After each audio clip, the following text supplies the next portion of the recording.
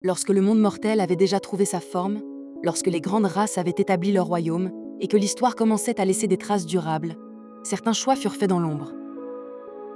Ils ne concernaient pas des peuples entiers ni des nations visibles, mais des individus isolés, confrontés à la peur, à la ruine ou à l'extinction.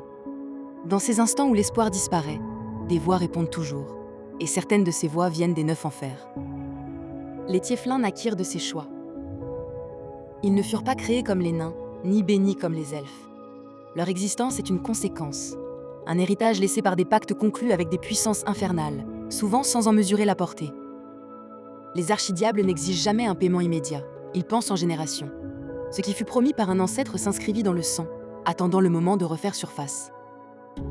Parfois, plusieurs générations passèrent sans que rien ne se manifeste. Puis un enfant naquit différent, trop différent pour être ignoré. Ainsi apparurent les premiers Tieflins, porteurs visibles d'un passé que personne ne voulait regarder en face. Le monde ne vit jamais le pacte originel, il ne vit que son héritage. Physiquement, les Tieflins portent cette histoire sur leur corps. Aucun ne se ressemble vraiment, car aucun pacte infernal n'est identique. Cornes plus ou moins développées, queues fines ou puissantes, yeux aux reflets inhabituels, pupilles étranges, voix parfois marquées d'un écho subtil. Leur peau peut rappeler la cendre, le sang séché, le cuivre, l'obsidienne ou des teintes presque humaines. Chez eux, le corps est une mémoire vivante, une archive que nul ne peut effacer. Cette apparence suffit à les condamner aux yeux de beaucoup. Très tôt, les Tieflins apprennent ce que signifie être observés avant d'être entendus. Chaque geste est interprété, chaque faute est amplifiée, même leurs qualités sont parfois perçues comme suspectes. On attend d'eux la chute, comme si elle devait forcément arriver. Mais l'héritage infernal ne façonne pas seulement le corps. Il laisse une empreinte plus subtile sur l'esprit. Non pas une voix constante, ni une corruption inévitable, mais une proximité troublante avec certaines idées. Les Tieflins comprennent instinctivement la tentation, l'ambition, la colère ou la manipulation. Les neuf enfers n'ordonnent rien. Ils suggèrent, ils observent, ils attendent que le choix soit fait librement. C'est là que réside le cœur de leur tragédie. Rien n'est jamais imposé. Un Tieflin n'est pas destiné au mal, mais il y est constamment confronté. Chaque décision devient un acte conscient, chaque refus, une affirmation. Cette pression forge des personnalités marquées, rarement naïves. Certains deviennent cyniques, d'autres idéalistes, d'autres encore se protègent derrière l'ironie ou la distance. Tous apprennent à vivre avec le regard du monde posé sur eux. Contrairement à d'autres races, les Tieflins ne fondèrent jamais de grandes nations. Leur origine dispersée, liée à des lignées isolées plutôt qu'à un territoire commun, rendit toute identité collective fragile. Ils se retrouvèrent souvent dans les marges des sociétés, formant des communautés discrètes, des quartiers tolérés, des réseaux de solidarité silencieuse. Ces liens ne reposent pas sur le sang, mais sur la reconnaissance mutuelle.